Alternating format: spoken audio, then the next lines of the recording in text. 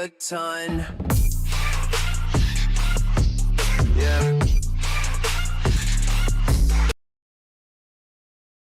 Welcome to the Man United stream. Hope you're doing well. Saturday evening, night, whatever you want to call it. And we have got a interesting show for you today because we're doing a bit of both. We're doing the latest news, but we're also going to be doing a preview to this huge game against Villa. Can they be stopped?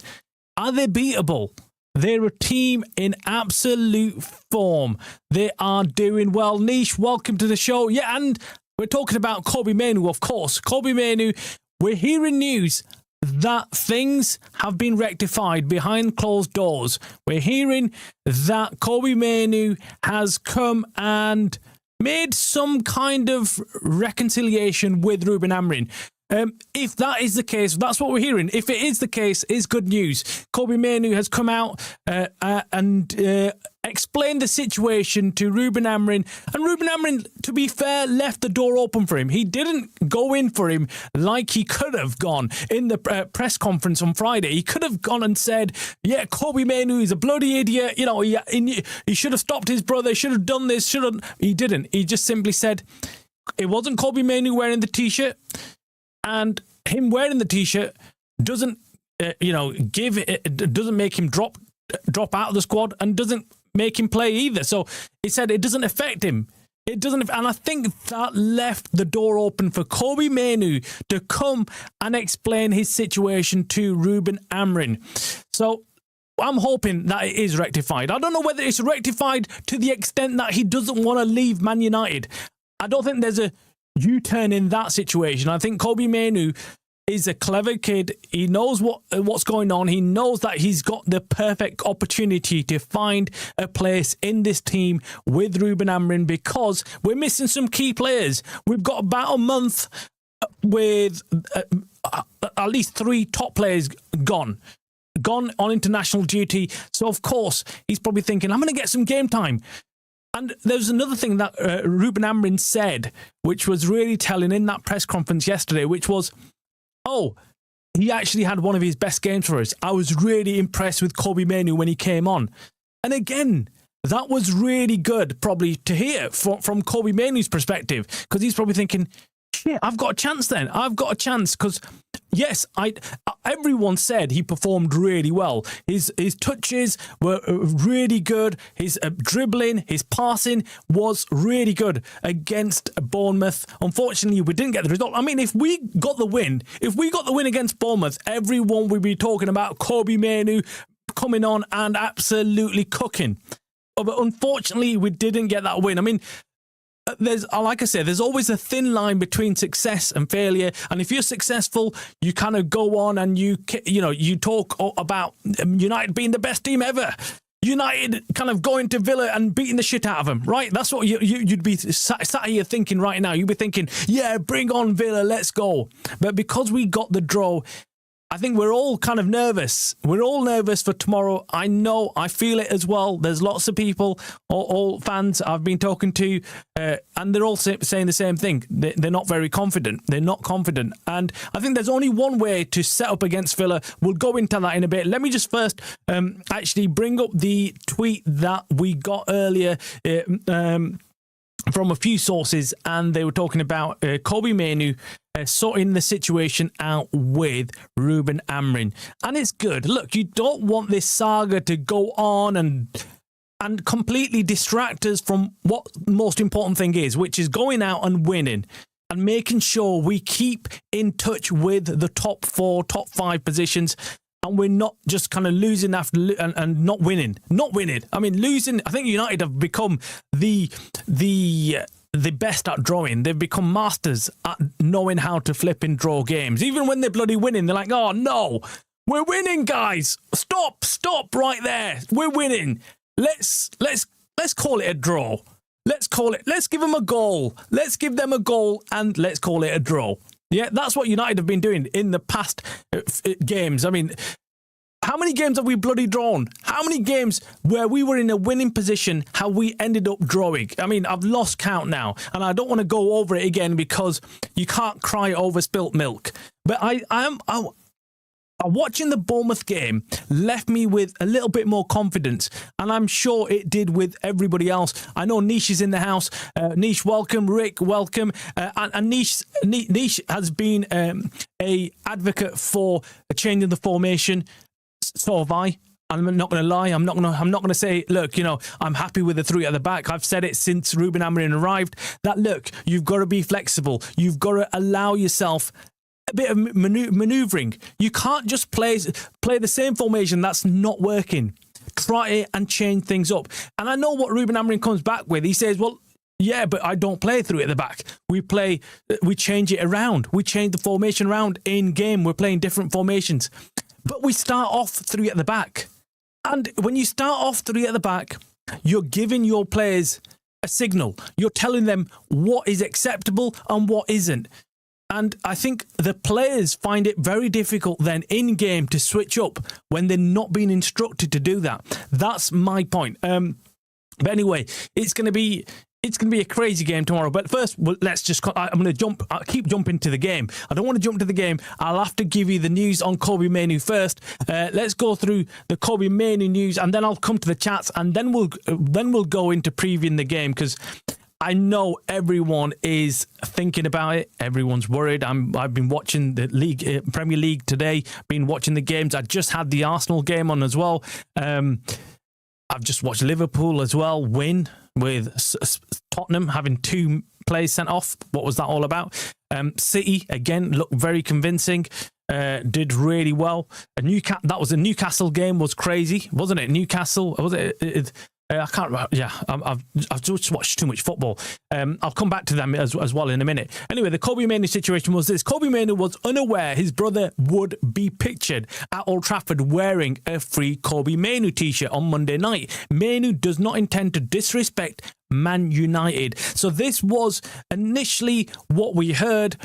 This was early in the morning, and this is essentially, it's kind of giving you the inkling and then give you the news that, look, Kobbie Mainoo has told Man United that he had no idea that his joker of a brother would wear that t-shirt and turn up to Old Trafford, and not only turn up to Old Trafford, stand there like an absolute idiot and get his picture taken and then put it on social media, and it went viral. And nowadays, you got to know that these kind of things will go viral, and it did. So I think Kobbie Mainoo has obviously. We heard earlier just this week after the game, we heard from who was it, man? I can't remember the flipping journalist's name. I think it was Ben. I can't remember now. I can't remember. Ben Jacob, that's it. Ben Jacob. Ben Jacob came out saying that Kobbie Mainoo did know that his brother had that t-shirt and that he will be attending Old Trafford to make some kind of statement. As in the protest, wearing it, and get pictures taken, whatever. So some argued, well, Ben Jacobs was saying he knew about it, he was happy, and he endorsed it. That's what Ben Jacobs said. However, now Kobbie Mainoo saying, I had no idea that he was going to do that, and I'm not party to it. I was not party to it. I didn't agree for him to do that, and I'm not obviously going to disrespect the club like that. I'm not the kids or the players that have already gone before. I'm not Garnacho. That's essentially what he's telling the club, and he's told Ruben Amorim, I'm not a Garnacho. Maybe it was the comments also what Ruben Amorim said about the kids being entitled. The kids being entitled at United and thinking that they owed a duty beyond everything else, right? If they're not getting any game time, they've got the right to go on social media and kick off with the manager, post an image of, here or there. This is not the first time Kobbie Mainoo has stepped his foot. He's put his foot in it already. He's put his foot in the shit already. He's not innocent. He's not innocent. If I think back to about 2 months ago, he posted a image of a movie called Whiplash, where the main character is a drummer. And if you've not seen it, it's a good movie, actually. It's a good movie. It's a drummer who's like really good.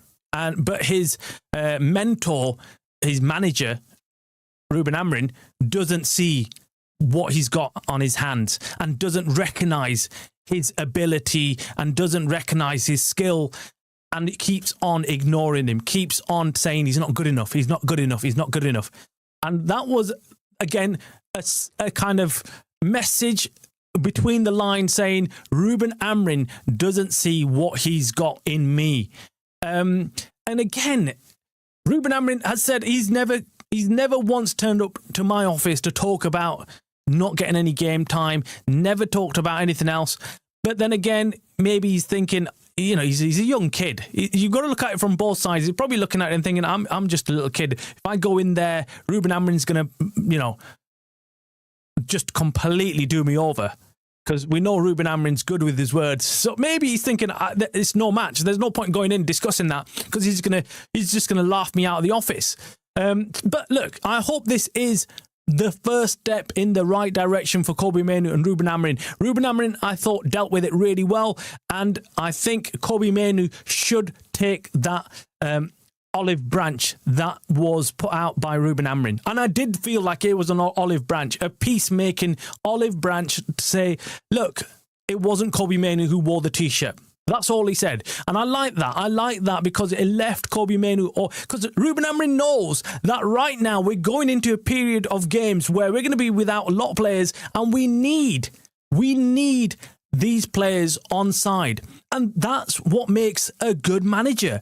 I don't want a manager throwing these dummy out constantly at players because we're not going to... Ruben Amorim is good at that, and this is why I've always said I like Ruben Amorim for that reason. Yes, on the pitch decisions are questionable, but when it comes to man management, I think he does it really well. He does it well because he doesn't let the players dictate things. He doesn't let things get out of hand. He keeps a lid on it.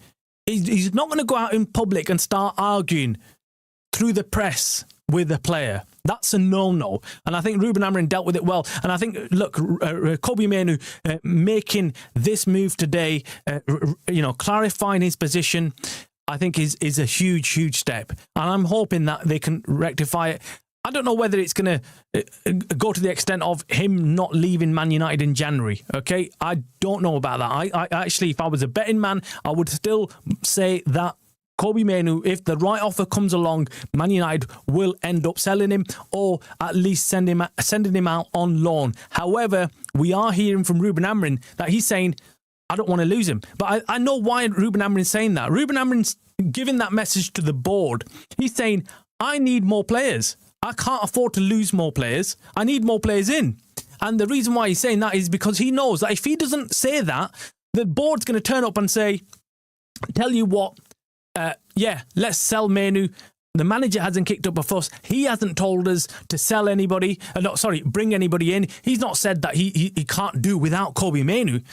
So I think that's what Ruben Amorim's doing. He's kind of making sure that Ineos don't just get away with getting rid of Kobbie Mainoo, sending him out, whether it's a loan or a full sale, and not bringing anybody in. I think ideally, Ruben Amorim will say, bring me somebody in, and then you can get rid of Kobbie Mainoo. And I think that's the best solution possible. Anyway, let's check in on the chat. Let's see what everyone's saying. People have been checking in. Anish says, I don't know how I feel about it, to be honest. Look, it's sort of sets a precedent. Any player can now get a family member to wear a T-shirt and get away with it. Yeah, I know what you mean. I think the precedent has already been set. The precedent was set by the Rashfords, the Garnachos, the Sancho, remember? But you can argue that was done with Ten Hag. However, Ten Hag's public spat with Sancho, I think, was really bad. I think the situation with Rashford, I think, was dealt with a lot. I think Rashford played it differently as well. But Ruben Amorim dealt with it a lot better. He could have come out and said all sorts, but he didn't. He just kept a lid on it until Rashford's gone, and he's just seen the back of him, and that's the best way. I'm not responsible for what my brother does. This is an adult approach to the issue. Yeah, I agree. Do you know what? It's like what Roy Keane said. He said, you've got idiots in your family. You've got loads of idiots. I mean, you can't control every idiot in your family, right? And that's true, especially your siblings. Your siblings do whatever they feel like. They don't care what consequences it has on you. So I get this feeling. He looks like an absolute idiot, doesn't he? He looks like an absolute joker. And what I've heard of him, he's an attention-seeking type of guy. He's been on, these kind of celebrity shows, reality show, isn't it? Reality show. It's what is it? What's that show called, man? Love Island, isn't it? Love Island or something. And he just. Yeah, he's a nobody compared to, obviously, Kobbie Mainoo, but obviously this has put him on the radar. There's millions of fans looking at his face and discussing him, and they might have gone onto his Instagram and everything else. And so, yeah, look, I think it's a bit selfish. So it's news time. Yeah, Anish, I don't believe he didn't know his brother would do that. I don't know. Look, when he says, I didn't know my brother was going to do that, I think they must have had a laugh, a joke about it. I mean, for me to accept that he didn't know that T-shirt existed is not believable. I'm going to be honest with you. I think that's a lie. But I don't think he expected his brother to go and brandish it in the way he did. Maybe or maybe he didn't even think it's going to actually go viral. You know, maybe he thought no one's gonna care. Ben Jacobs did know. In today's world, everyone lies to save their ass. After all the issues we've had with our youth, you would think we would develop a system for supporting them during their weak times. Really, really good point there, Rick. Really good point. I have said this for a long time now, and I'll keep saying it. I feel like we're not looking after our young players like we used to. I feel like we're just allowing them to do whatever. And if you watched Bruno Fernandes' interview recently, he said the same thing, but he wasn't saying, oh, we don't look after him. He was just saying, oh, well, you know, there is a disconnect between the senior players and the younger players. The younger players can be sometimes disrespectful, sometimes a bit too jovial, a bit too kind of chilled. And the senior players don't like that kind of behaviour, but they have to put up with it, you know. And he did allude to the fact that, look, young players nowadays are completely different to how they were. And that is changing. You know, if you go further back in time, you hear stories of, you know, young players like cleaning boots and cleaning the dressing rooms and doing odd jobs like that. I cannot imagine the likes of Kobbie Mainoo and the young academy players coming in and cleaning boots or cleaning dressing rooms or doing anything like that anymore. That's not happening. That's not happening at all. But I really do feel like, yeah, they do need some kind of a framework. I'm sure they've got some kind of framework, but I just feel like it's not working. So they need to go back to the drawing board and see why so many young players are just falling off for whatever reason. Of course, the biggest reason is that they're getting paid thousands of pounds a week. And when you're getting that kind of money at that age, you feel like you're on top of the world, right? And you've got people around you who are gonna be like leeches, aren't they? I don't know Kobbie's relationship with this guy, but I just get the feeling that I think he's one of those guys who'll be, come on, Kobbie, you're my bro, and, you know, blah, blah, blah. And evening, lads. Neville, how you doing? Glad to see the stream on half-time for Everton and Arsenal should be 0-0. Everton let a ridiculous handball away. So is it still 0? I think I'll check on it now, but is it still 0-0? Neville, let me know. FA Cup incoming, so we won't have one game a week, ideally until the end. Want redemption for the Carabao Cup. Did anyone see Garnacho giving it large? Yeah, I saw that. Yeah, against Cardiff. Cringe, yeah. He's so cringe, isn't he? He's so cringe. He's just, oh. Do you know what? I'm going to come out with it. I know, he's gone, but I was never a huge fan of Garnacho. I wanted him to reach his potential. I did think, okay, he could be really good in the future. But I just never really liked him for whatever reason. I couldn't put my finger on it. I just, I can't. He just had this personality, which was a bit like, he's Marmite, You either like him or you don't. I was like a bit like, I can't. There's something about him that never really sat comfortable with me. I always was like, Garnacho, a bit of a prima donna, and him going to Chelsea. We're not going to hear the end of it, are we? We're not going to hear the end of it. Every time he comes out and he scores or does something like that, we're going to constantly hear Garnacho come out and say, "Are you watching Man United? Are you watching? This is what I'm doing here now. Screw you." That's what he's going to be saying to us. I'm not looking forward to any time whenever he scores. But we know what Garnacho's like. Yes, this is his honeymoon period. He's going to be working hard. But these kids these days don't have the discipline. As soon as they hit a small wall, he's going to crumble like he's done previously. They don't have any endurance in them. They don't have any type of work ethic in them. Rashford put himself in a Barcelona box with interviews in the summer, so he's so lucky. Nico Williams rejected Barca, stayed loyal to. He did. Oh, God knows.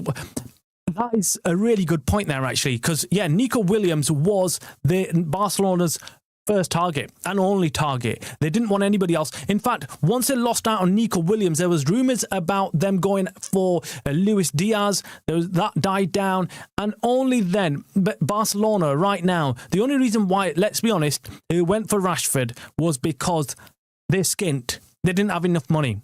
That's the only reason. And I don't like saying that because obviously I want, Marcus Rashford to do well, ex-United player, whatever, and because we make money from it if he's doing well in the outset. At the end, we'll end up making money, won't we? Neville says, "I'm very convinced he didn't think his half-brother, who he doesn't live with, to actually to do it. It helps the situation in no way. I guarantee you Mainoo pays for his big bro's motor finance." Yeah, do you know what? I get this feeling too. I get this feeling that he's the kind of brother who just kind of hangs around and kind of looks for times when he's quiet and he's like, "Oh, do you know what? I'm running a bit dry. Is there any chance I could get a bit of money from you?" Yeah, things like that. I don't know the situation, but he just feels like a guy he's either, even if it's not financial, I think from his actions, it feels like he's one of those guys who's just getting kind of some kind of publicity just because he's Kobbie Mainoo's brother, and that stunt there, it doesn't help. Even if Kobbie Mainoo laughed about it, even if he said, "Yeah, that's a nice t-shirt, yeah, good," I still feel as an older brother, you should be saying, actually, is this going to help my younger brother? Will it help him? If it helps him, I'll do it. But if it doesn't help him, I shouldn't be advising my younger brother to screw up his career. And it is screwing up his career because he's at one of the biggest clubs in the world. There's nowhere to go after this.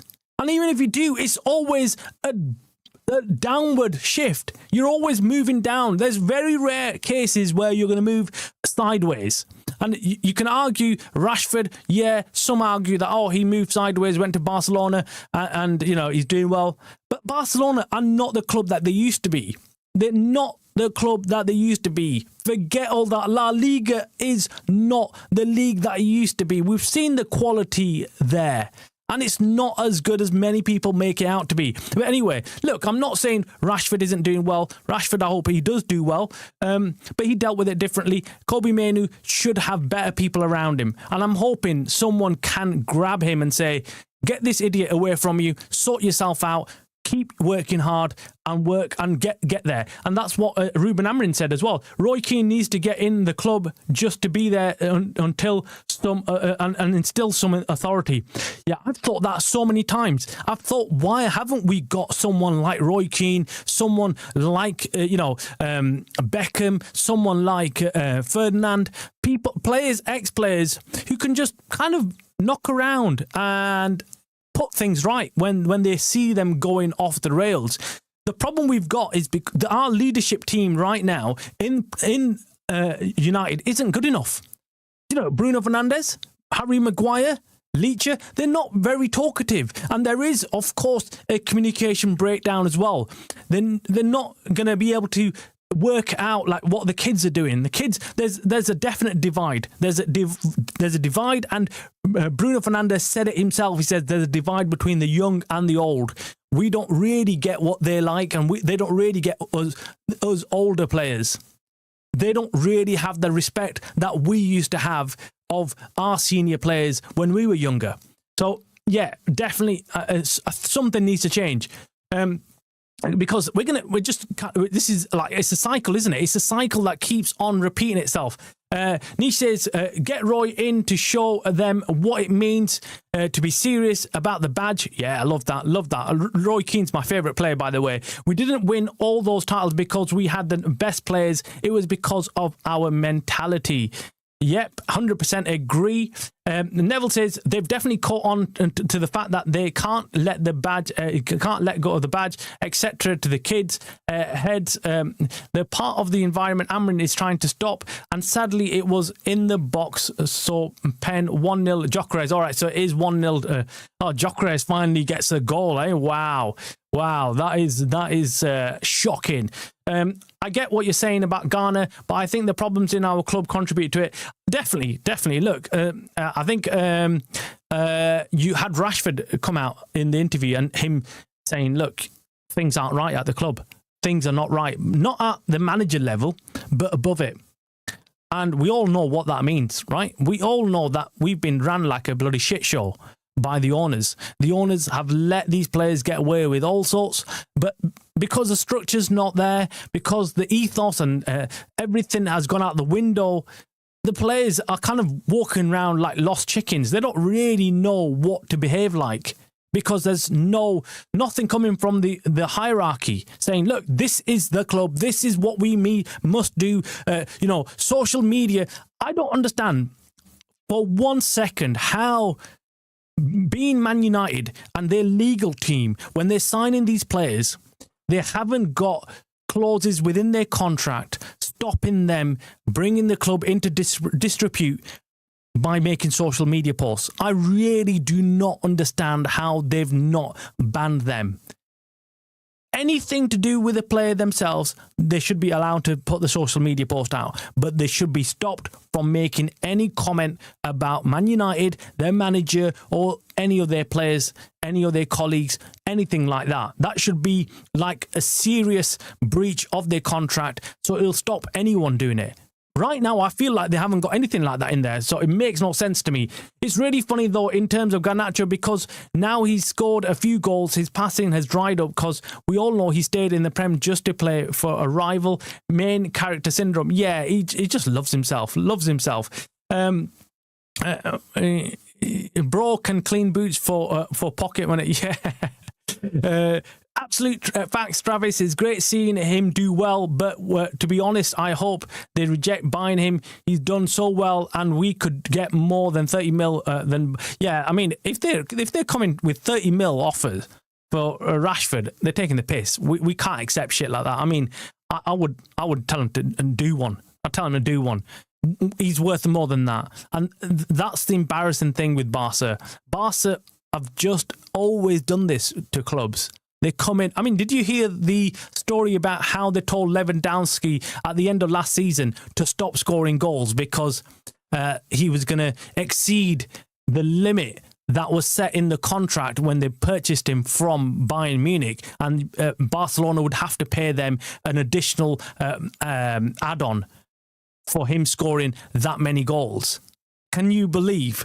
So Lewandowski had to stop scoring goals because of it. Just insane. Garner would never have been like he is with Keane around. Oh, no, mate, no. Do you not, Nish, I heard the story once from Cristiano Ronaldo, and he said when he first started for United and something happened between him and Fergie, right?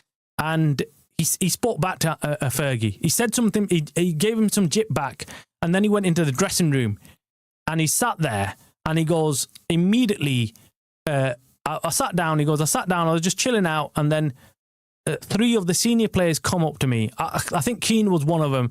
I don't know, I think there was Ferdinand, I'm not sure. I'm not sure who else, but they came up to him and they slapped him.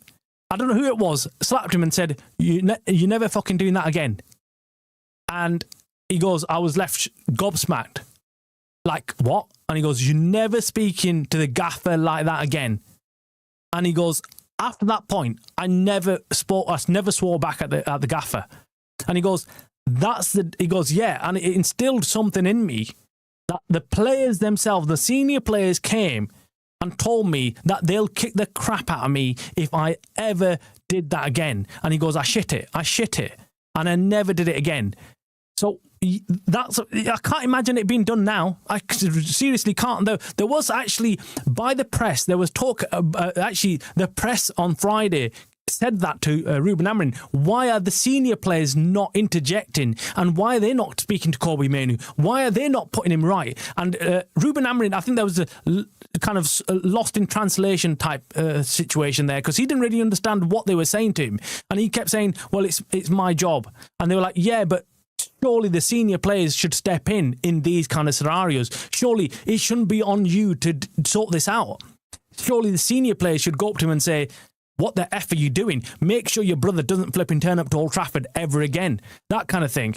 But yeah, it doesn't happen, does it? It doesn't happen. I think Roy Keane is just not up for it. I don't know. I'd be surprised if United ever approached him. No, they'll never approach him. Never. Not under this current regime. Not under Ineos. Because I remember Ferdinand saying that he approached Ineos as soon as they took over, or as soon as they came in. He approached Ineos and said, "Look, I want to be part of the setup. I want to come and help put United back where they belong." And he goes, they just completely blanked him. They said, we don't need you. And he goes, I was completely shocked. He goes, I was completely surprised that they did that. And I think the same goes for Roy Keane. I think they kind of like the arm's distance approach. Yes, yeah, you're there, you're a legend, whatever. Stay in your corner, and that's it. Keane being around as almost as a behaviour mentality coach, that would be great. I mean, it brings a smile to your face. You know what he's going to do, don't you? He's going to be completely in their face.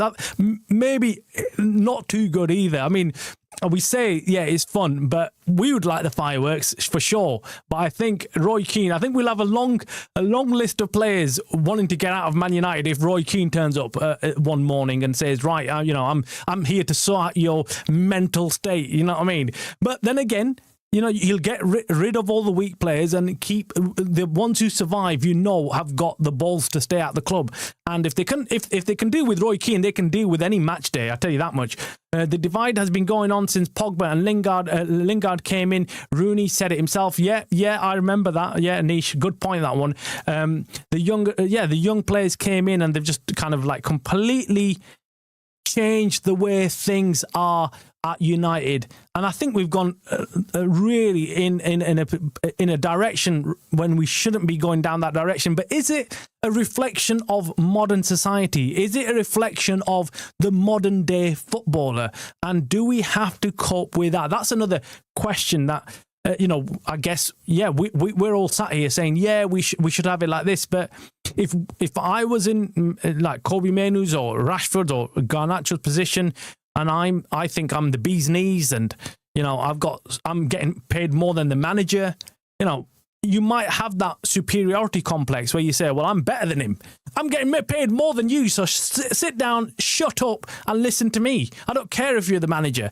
And then you've got the player power in your palm of your hands, haven't you? You've got your bloody mobile phone. You just go on to Insta and you flip and post whatever, and it's help shipping out as many players from past managers. It will help massively. They're damaged goods to the extent you get me. Too many managers. They represent bad years, unjust wage. Yeah. Good point. Good point. Niche says we don't get. Why don't we get Keane as a manager and have a separate coach? Keane manages the players and makes sure they don't take the piss, and the coaches. That just terrifies me. It's just too funny. That is too funny, because you know what's going to happen, don't you? They'll never approach someone like Keane. They will never come anywhere near Keane, because they know what he's like. They know he will start questioning Ineos. He will say to Ineos, "You're not doing your job." You can see what Keane's like, don't you? He would not hold back on going straight in the face of someone like Jim Ratcliffe and saying, "You shithead, you're not doing this and you're not doing that. You're not funding this and you're not doing enough." And I think that's what they don't want. They don't want confrontation. They like their peace and quiet and their hidden ways of working behind the scenes. That's actually really annoyed me. Rio was in the squad when Roy was as well. He knows what the atmosphere should be too. Wow, I can't believe that. I really appreciate Rio sticking up for Euro. Yeah, he did. He came out in an interview. I can't remember who he was talking to, but I was shocked as well, because I would have loved someone like Rio on the defensive side. So I would have loved, bringing in an ex-striker for the strikers, a midfielder like Roy Keane for the midfielders. Yeah, imagine that. Imagine Roy Keane being the guy who looks after the midfielders. So I think that would be the best approach. So you bring in these players and you say, right, okay, do you know what? We need you to help us manage and coach this section of the team. So if you were an ex-midfielder like Roy Keane, right, we want you to help out just the centre mids and the CDMs in the team. Then you bring someone as like a striker, whether it's Van Nistelrooy or maybe not Van Nistelrooy, but someone like that who's not in managing but wants to be part of the club setup. And you say, right, you handle our strikers. And same thing with Rio Ferdinand. You say, right, you help the centre backs. You help the centre backs. And that's how you build the team back up again. I mean, why wouldn't you take advantage of class players? I mean, that's what I've never got. I've never got why you would just turn them away. Why would you turn them away? And we also heard from Scholes and Nicky Butt in their recent podcast, where they've said that they've got no contact with the club. Paul Scholes, whatever you think of him, he is a legend of the club, and for him to turn around and say, I need to go and buy tickets from a ticket tout outside Old Trafford to get in to Old Trafford is embarrassing. It's embarrassing. Evening, Levy. Hope you're doing well, mate. Thanks for joining us tonight. Let's see what else we've got in the chat. We're never going to fix anything. CR7 is realistically the only one who could fix this team as a manager. No one is going to mess around with him there. I think he's young. I don't know even if he's going to bother ever going into coaching, because he's probably thinking, I've done it all. I don't need this shit. Also, Keane would have an egg on his face. I love the guy, childhood hero, but he's been so critical of the club. And Amorim, if he was actually in the inside, I'm sure he'd be far more sympathetic. Yeah, look, he could. I think Keane is just he's no holds barred, is he? No holds barred. Just goes in there and just does not give a shit. He does not give a shit who he's talking to. And I think that's what kind of lets him down, because you've got to be diplomatic. You cannot be, at 100% all the time, because that's going to just rub the people up the wrong way. And you're going to get some people who players and people around the club who are actually quite good. But you're not going to get the best out of them by criticising them. You've sometimes got to have the ability to do it both ways, like Fergie did. Sir Alex Ferguson, he had the ability to put his arm around players like Cantona, Cristiano Ronaldo, but then he also had the ability to bollock some of the players who needed bollocking and sorting out, like Rio Ferdinand and Gary Neville or whatever. He would go at them like David Beckham. He would bollock him, make sure that this toe the line. So you got to have that approach, because you know if you bollock someone like Cristiano Ronaldo or Cantona, they'll either down tools, they'll get upset, and they won't play their best football. So that's why I think you've got to be diplomatic. Niche bro, I think that's Neville. Let's go on to doing the preview to the show, guys. Let's do the preview to the game tomorrow against Aston Villa. We've got to discuss it. It's the elephant in the room, isn't it? I mean, we need to discuss this. We need to discuss it before I finish today's show. We need to kind of go through, and I'm not looking forward to it. I'm already nervous. I've already got some built up nervous energy in me about this game. I'm looking at the last few fixtures played by both teams. So Villa, in the last 5 games, Leeds United won against them away from home, 2-1. Beat Wolves at home 1-0. Then they played Brighton, who they won away from home 4-3. And then they played Arsenal at home and beat Arsenal 2-1. I think that's the first Arsenal game that they lost. I'm not quite sure, but anyways. And then West Ham away, they beat 3-2. So they've won their last 5 games, guys. They're on a crazy run, a win streak of 5 games. They are absolutely cooking. Rodgers is flying high. I thought for a moment they might draw or lose against West Ham, but because West Ham looked up for it that game. But Rodgers, man, scoring them 2 goals, just brought them back into the game, and the rest is history. United, on the other hand, in the last 5 games, we lost 1-0 against Everton. Less we talk about that game, the better. Then we won against Crystal Palace, which was, I'd say, a surprise game, a surprise victory, because Crystal Palace were doing pretty well themselves. Then we drew at West Ham at home, 1-1. Again, another shit show. Another performance that we kind of don't want to remember. We should have won that game, didn't win it. Then we played Wolverhampton away from home. We got a convincing win over them, but let's be honest, they're probably the worst Premier League team we've seen in a long time, and they're going to get relegated. So, allow that. And then we drew against Bournemouth at home 4-4. An exciting game, but the result was not what we wanted. And now we're going in against Villa. I want to say we're gonna get a result. I believe that we can get a result, but it's all dependent on what Ruben Amorim does with the squad and how he sets it up.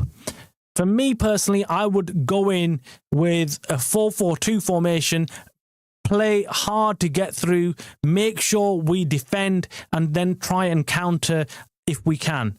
That's what I would play like. I know it's negative football and we might not like that, but it's about getting the job done. Villa are on a winning streak, and we know that they're going to be really confident at home. So we can't do this. We can't just be like, right, okay, do you know what? We're gonna go and play a normal game. We can cope with Villa. We'll get embarrassed, right? Especially when we're missing our key players in Mbeumo and Ahmad, because everything's come down that side. If you look back at all the games, all our chances, the danger has come from that side, and we're missing the entire right side. So yeah, that's my thought on it. Look, of course, Rodgers is their danger man. Martinez in their goals.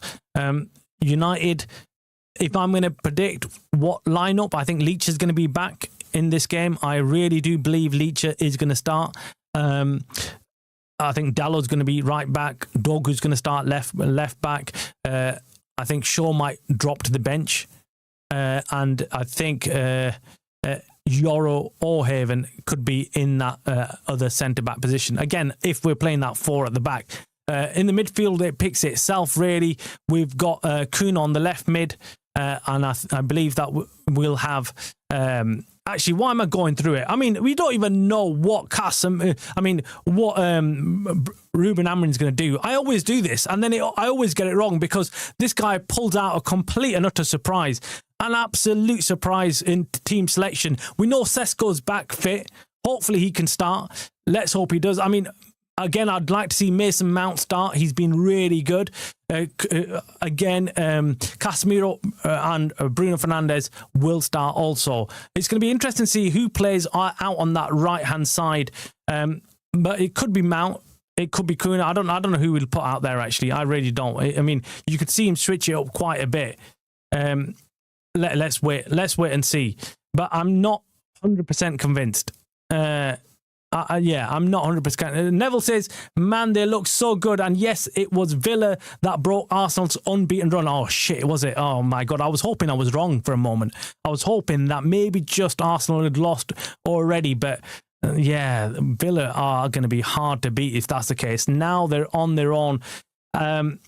There's people talking about them, going for the league title. With Lemons, we always have a chance. Don't forget our record since he started. Yeah, Levy, was it yourself? We discussed yesterday with Senny Lemons. We haven't.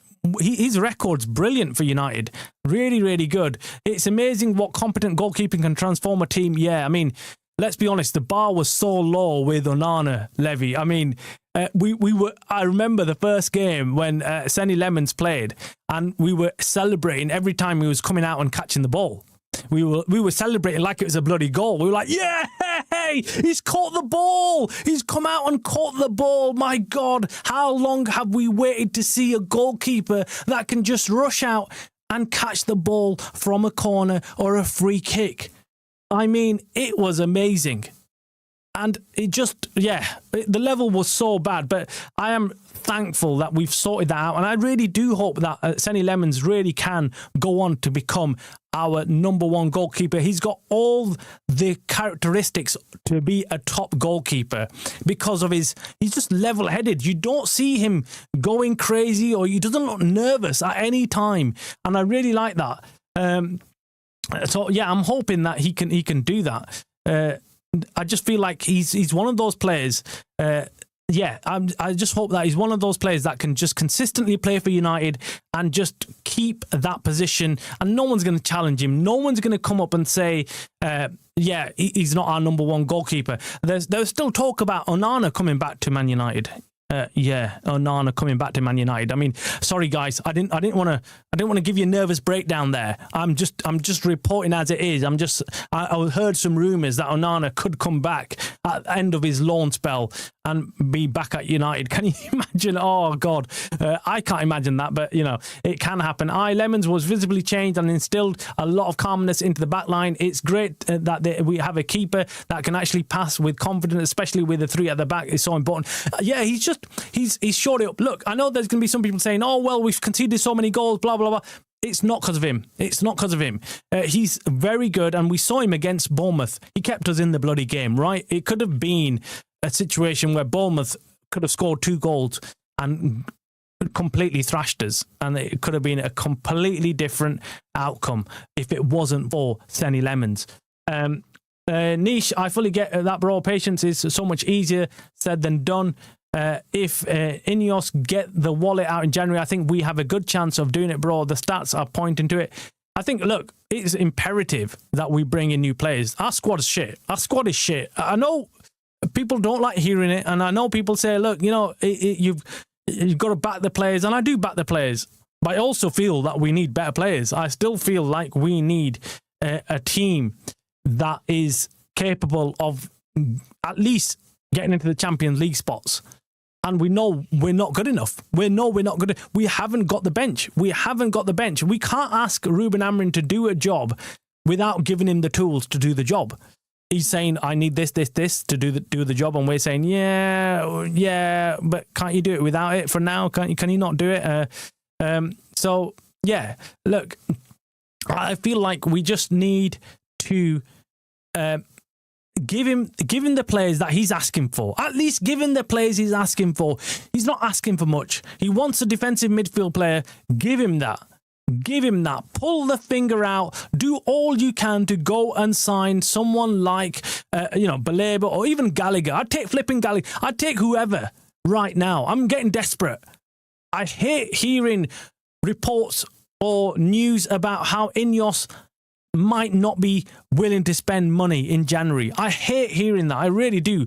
I just feel like I'm going to have a complete meltdown if I hear that and if that actually happens. And again, with Semenyo, we've heard some positive news coming out, but that can go either way. I'm not getting my hopes up. I'm not sitting here thinking, great, we've signed Semenyo. If it happens, it is really good news. It's like cherry on top of the cake. But right now, we need to think about getting that cake baked because we haven't got that cake. We need to build that cake by making sure we go and sign the most important players in the team, which are the midfielders. I would like 2 midfielders. I'd like Semenyo or a striker. Well, if you get Semenyo, you can forgo the striker. But yeah, so we need at least 3 new players in this squad in January. Will it happen?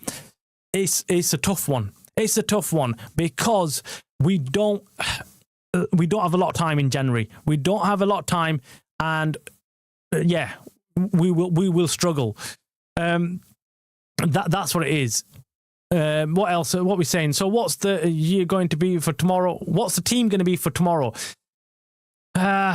Your guess is as good as mine. I've given you my team. I don't know who he's going to play up front. I don't know who he's going to play. Well, I know Sesko's going to play if he's fit. Again, if he's fit. But I'm hearing he's fit. And the midfield picks itself. And the defence is the one that I'm a bit unsure about. Does he play Luke Shaw in left wing back? What would you make of Luke Shaw playing in left wing back? I would like to see it. I'm not going to lie. I would like to see him play left wing back just to see and just do a direct comparison with Dogu and with Dalot just to see if he can do that. Because I think he could do a job there. I really do. I think he could do a job. Oh, there's Zertsky as well. I forgot about Zertsky. Yeah, it's definitely time for Zertsky to step up another level. We're going to need the kid while Mbeumo is away. Yeah, Zertsky doesn't fill me with a lot of confidence. I know I like his touch. I like his control. I just feel like you can see he's a young player. You can see his movement isn't as good as you'd get from someone who's a seasoned pro, someone who knows where the ball's going to go. So that's what it is. So Nish says, I have absolutely no idea what team's going to be. I just hope he picks a team that can do a defensive job on Villa. I don't want him to pick a team and go guns blazing and say, right, okay, we're gonna go in and we're gonna be able to take on Villa man to man. I don't think that's gonna work.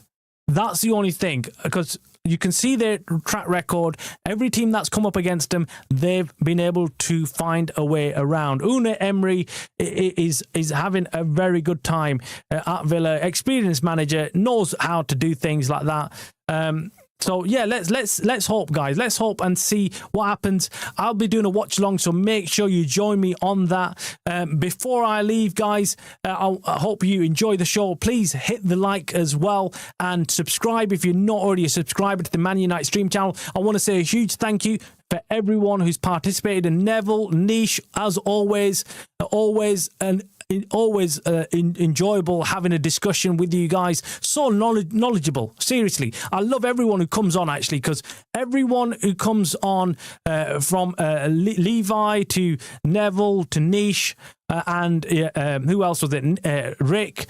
Everyone knows what they're talking about, and I enjoy that. And not everyone's got the same opinion, but everyone chips in with their opinion, and that's the most important thing on this channel. I love hearing from everybody, giving it what their take is on the game.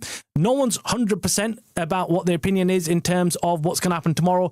We're going to have to just wait and see. But fingers crossed, we can get the job done somehow. Let's hope we get a Christmas miracle early. That's it for today's show, guys. Hope you enjoyed it. I'll see you tomorrow. I think it's 4:30 kickoff. We'll be here a bit early. It's going to be a big one. it's going to be an important one.